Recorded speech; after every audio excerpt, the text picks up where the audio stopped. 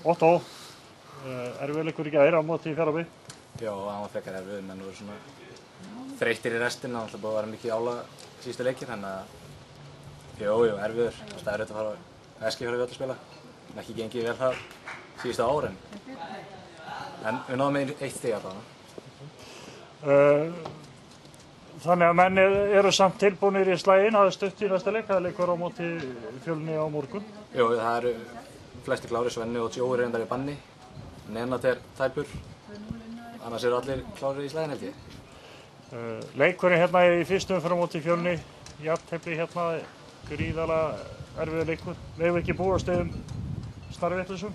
Jú, þeir komu örgulega snarvitlausir og þeir unnu góðan sigur á móti Leikni í síðustu umferð, þannig að þeir eru að við fáum ekkert gefins. Við erum bara mætið svo kjammar á svæðið og hirða þetta. En þú ert tilbúinn og félagarnir? Já, sjálfsögðu. 3 stig í hús, allan tíman. Takk fyrir og gangið vel. Takk fyrir Atli.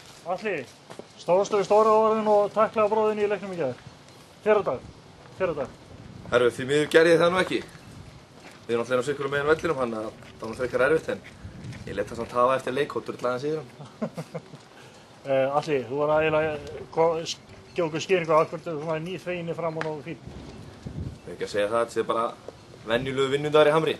Svona gangi hlutinni fyrir þessu og maður er svona dagstæðilega. Það var að vera svona leiknum á morgun. Ef ég má, þá ger ég það. En það er sigur, klárlega sigur.